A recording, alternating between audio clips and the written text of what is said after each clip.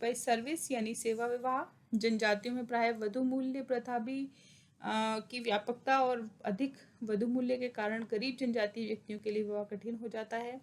इसका हल निकालने के लिए अत्यधिक गरीब जनजातियों में वधु और उसके माता पिता की सेवा करने की प्रथा पाई जाती है।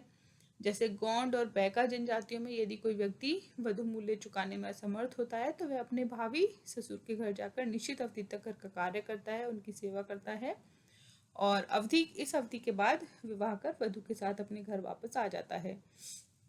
बिरहोर जनजाति में भावी दामाद को वधु मूल्य उधार के रूप में दे दिया जाता है। बदले में दामाद को वधु के घर में रहकर काम करना पड़ता है।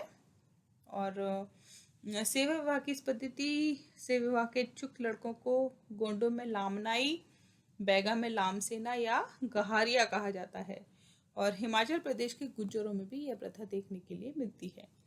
इसके बाद मैरिज बाय एक्सचेंज यानी विनिमय मैरिज, विनिमय विवाह। वधु मूल्य की कठिनाई के कारण यह एक और तरीका प्रचलित है। इस पद्धति में वधु मूल्य की समस्या सुलझाने के लिए बिना कुछ लेन देन के दो परिवार आपस में लड़कियों को बदल लेते हैं, जिसे विनिमय विवाह कहा जाता है। इसमें एक परिवार के लड़के की शादी दूसरे की परिवार की लड़की से और उसी परिवार के लड़के की शादी पहले परिवार की लड़की से होती है। और जब दो परिवार के लड़कियों व लड़कों के विनिमय से विवाह होता है तो उसे विनिमय विवाह कहते हैं। बहुत सी जनजातियों में इसे क्रॉस कजिन मैरिज को अधिमान्यता है। इसमें विनिमय विवाह सरलता पूर्वक हो जाते हैं।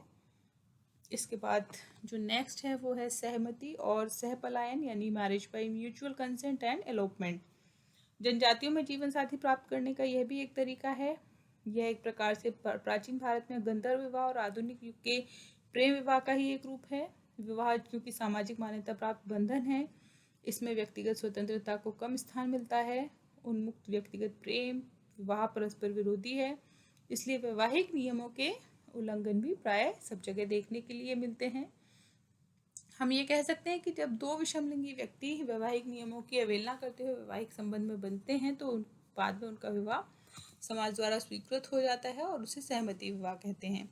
वैवाहिक बंधन जहाँ सार्वभौमिक है वहीं मर्यादाओं की अवहेलना भी सार्वभौमिक है, परंतु कुछ जनजातियों में यह मान्यता प्राप्त विधि मानी जाती है।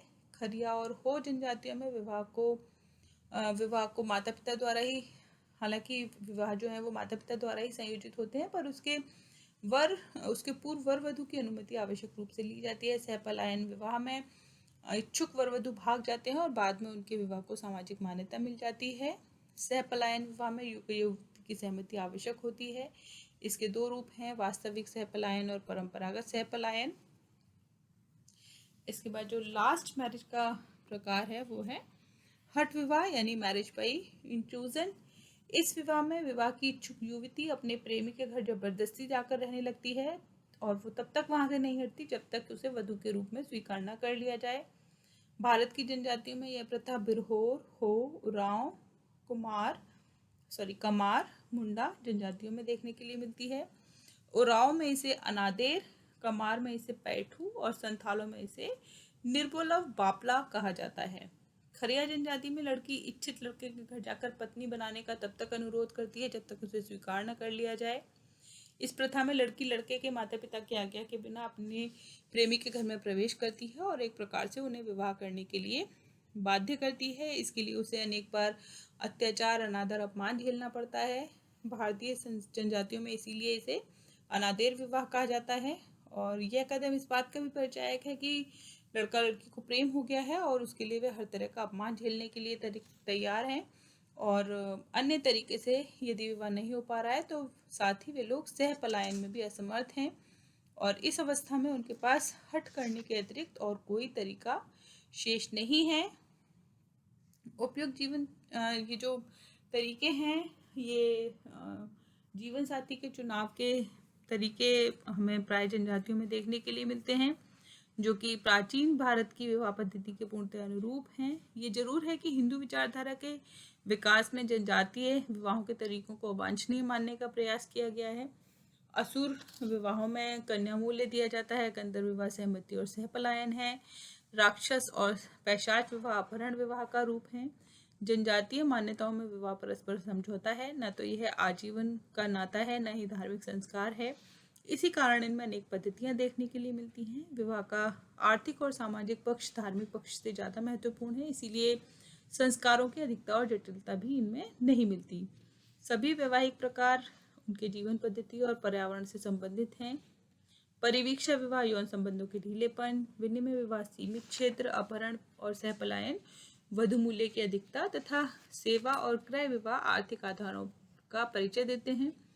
और सभ्य समाजों के कारण यहाँ भी हमें बहुत परिवर्तन दिखाई दे रहे हैं। जो जनजातियां हैं वो हिंदू संस्कृति के अधिक संपर्क में आती जा रही हैं और विवाह का आर्थिक पक्ष महत्वपूर्ण होता जा रहा है। तो ये सभी हमें यहाँ पर स्थितियाँ दिखाई देती हैं। इसके साथ जो जनजातीय समाज हैं उनमें हमें तलाक की जो स्थिति है वो भी हमें देखने के लिए मिलती है।